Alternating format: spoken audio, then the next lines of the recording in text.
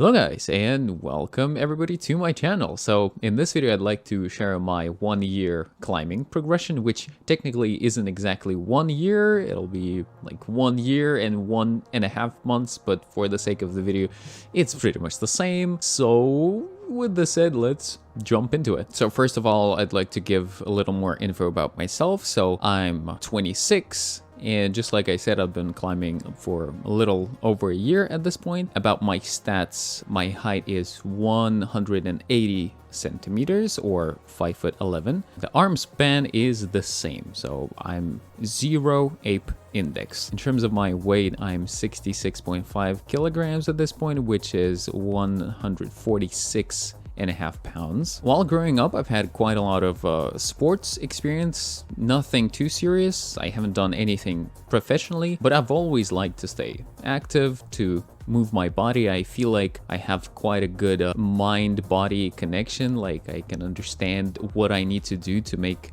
my body do a specific movement. So I've been alpine skiing since I was 5 years old, kind of on and off. It's not like I've been doing it consistently up until this point. There's been a lot of breaks. Afterwards, I did some downhill mountain biking for 2 years between the ages of 14 and 16.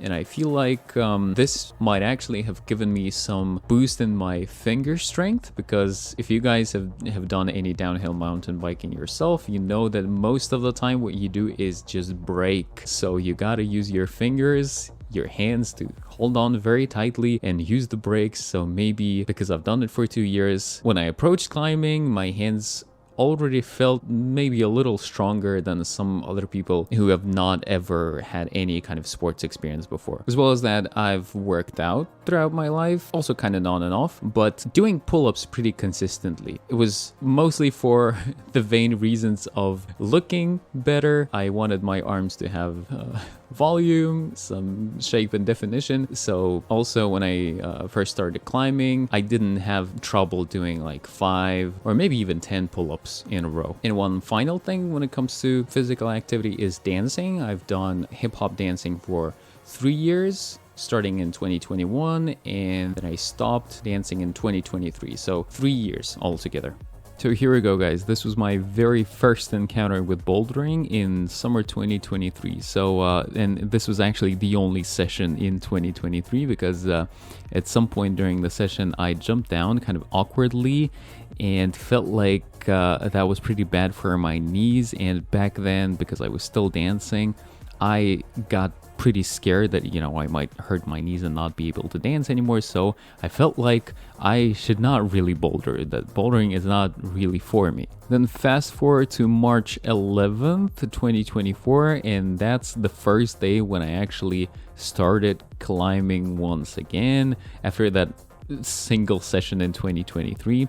I watched the video by PewDiePie how he started climbing, and that somehow really inspired me to give it another go. And I watched so many technique videos, everything that I could find, even before like restarting climbing. And so once I actually did restart, I was completely hooked and I decided to start training properly. And even though my base level of strength always helped me, realizing the main 3 principles of climbing, which is same hand, same foot, then twisting and straight on positions, and 2 foot movements per 1 hand movement, really brought so much structure and understanding to my climbing. Even here you can already notice that I'm moving much better than in the previous clips. So here, a month into my climbing journey, this was my very first project, you can say. And I know there's no such thing as V4 Plus, but it was half a grade more difficult than the previous problem that we saw, so I decided to put a plus there to distinguish. I spent a good couple of hours working on this one. Right there you can notice I even put in like a sneaky knee bar. It was just so fun, very rewarding, and just like I said, my very first experience just working on one climb for several hours. and it just felt so rewarding and interesting. My movement, as you can see, is still very unrefined, of course, but because I had the main 3 principles of climbing down, I could actually understand what I was doing and correct my own mistakes and essentially teach myself climbing. And in my personal opinion, knowing climbing theory is really one of the most important things. And this was my very first moonboard problem, to jug or not to jug. I think it's the first for many people. And as you're noticing, I was struggling quite a lot. Every movement is pretty hectic and so quick. I'm just holding on for dear life, trying not to fall. But eventually, I managed to do it. I even stayed at the top hold for a couple of seconds, just taking everything in and realizing that I've actually done it. At that time, I was really trying to lean into my strengths, and after having watched a bunch of videos by Emil Abrahamson, I decided to exclusively climb on slopers because of my build, because of having bigger hands. I felt like I excelled at them naturally, and so I decided to only climb on slopers. Plus, I was already starting to hear all the horror stories about potential finger injuries in climbing, especially if you're trying hard. So I thought, you know what, let me just climb on slopers, and that way I won't hurt myself and be able to continue climbing and progressing. And as with everything, if you continue working on something, you'll eventually get better at it. So a little less than 2 months after the start of my climbing journey, because of all the pull-ups on slopers, because of overall just consistently climbing on slopers all the time, I managed to send my first V5. And maybe it doesn't look that difficult in the video, and technically maybe it's not because it's V5, but in the moment I was giving it my all. I was really trying hard, and plus I've always been kind of afraid of falling from a high place, and the feet were really bad here, so on top of it being really hard for me in limit, I was also kind of scared and anxious and nervous up there. So this was really a fight. And additionally, I naturally have very sweaty skin, and back then I wasn't using anything to dry out my skin. So up there on that boulder, I was really sliding around because of, again, how nervous and scared I was. So during this time, everything that I was doing was just focused on getting me better at climbing on slopers. So all of my off-the-wall training, just like I mentioned, pull-ups on slopers. I was going to the gym 3 times a week and just doing limit sloper sessions during every training session. And I think you can see where it was going. I was making this typical mistake where I was just focusing on something that I'm already strong at.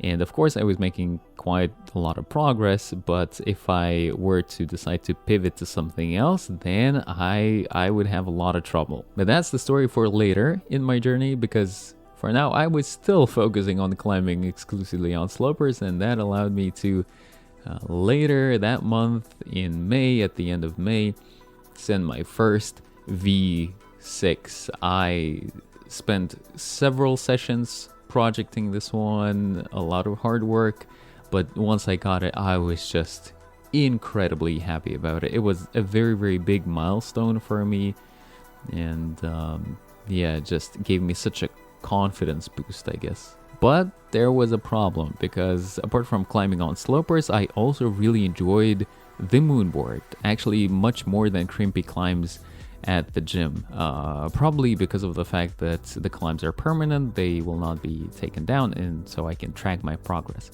But obviously, because I wasn't doing any crimpy climbing, I realized that this is really my weak style. So I had this dilemma of, hey, I want to climb better on the moonboard, but at the same time I don't do any crimpy climbing. And combining that with the very big fear of finger injuries that I had back then, I, after watching some videos by Dave McLeod, decided to learn to 3-finger drag everything. In this video, if you're noticing, I'm 3-finger dragging, even though my pinky is like on my ring finger, on top of the ring finger. I'm not crimping anything, and of course I'm climbing the juggiest holds on the moonboard, but I decided to really lean into developing my 3-finger drag, going as far as doing max hangs and 3-finger drag. And so I think all of that newfound open hand strength culminated in this send, which is my first V8 in July 2024. I don't even know how to describe the feelings that I had after I sent this one. I was incredibly happy and definitely did not expect to actually do it. It was just the perfect climb for my style, for my strengths at that time. Just so overhanging, so physical on slopers. So that's the only reason why I actually did it, because it just suited me perfectly. So I guess because I was looking at these results, I was seeing the progression, I felt like my approach was working. So I continued doing 3-finger drags, and here I'm repeating the same climb that I did a couple of clips earlier, again in 3-finger drag, but you can see how much more confident I feel.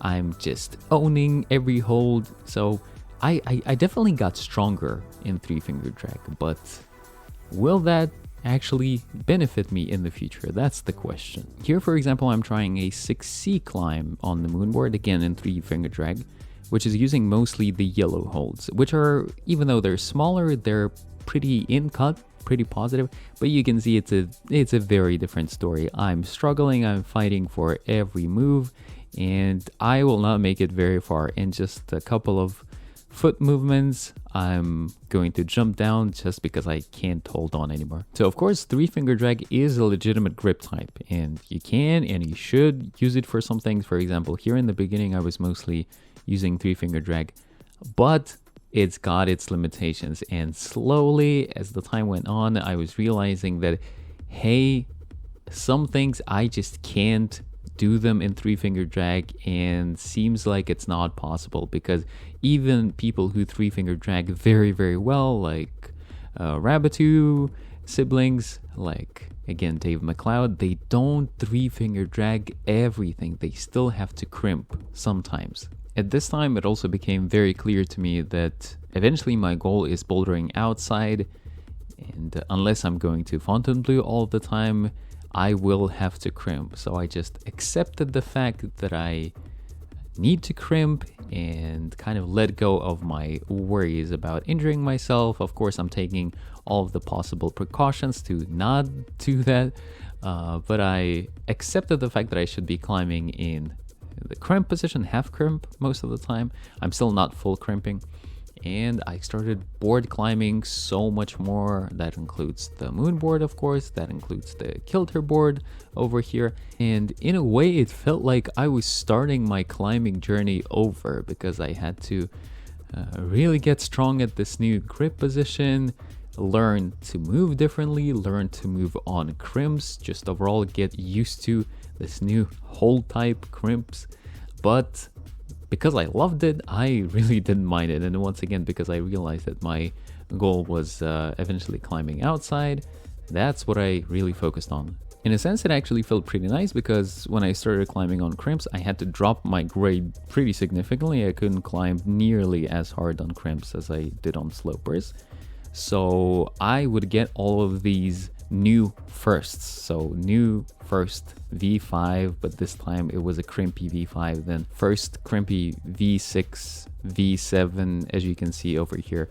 So in a sense, it was actually more rewarding this way, because I had to relearn climbing. One of the adjustments that I made in terms of my training during this time was starting to go to the gym to have hard sessions, crimpy sessions, only twice a week. The third day would be like social climbing, just active recovery climbing day, and overall physical training. But when it comes to hard climbing days, I only limited them to 2 times a week, because obviously if you're crimping all the time, then you ideally would allow much more time for your fingers to recover between the sessions and for your connective tissues to adapt. So just like that, I continued climbing on boards, mainly the moonboard.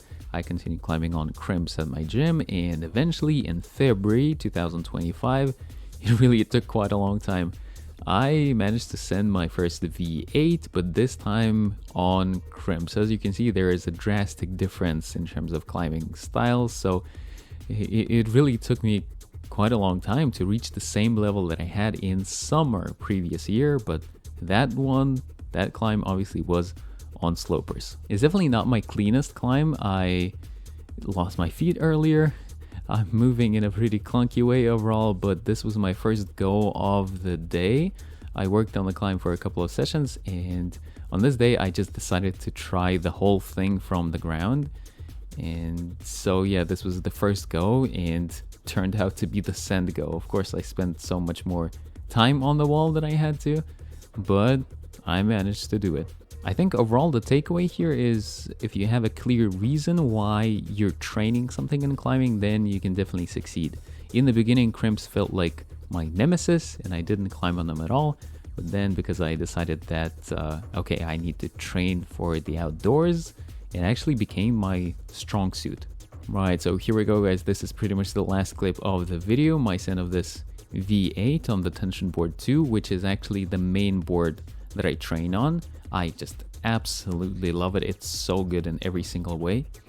And the V8 is the highest grade that I can do currently on the tension board, but it is definitely not my limit. And finally, I briefly wanted to mention some of my climbing specific strength metrics because, you know, for the progression's sake, to see how much I improve over the years, and also at the same time, even though I still feel like technique is so important and there are so many places and aspects of my technique that I need to work on, I think some people might be interested in that, so here we go. Right now, I'm able to do one arm pull-up with some momentum. I don't think I'm able to do a super strict one with no initial momentum at all, but if I do help myself with that momentum just a little bit, I'm able to do one for both of my arms, which I'm pretty happy about. And for the finger strength, I can lift 50 kilograms or 110 pounds on a 15 mil edge for like 3 seconds. It's not just a lift, it's a lift and a brief hold, also for both of my hands. And so that puts me at exactly 75% of my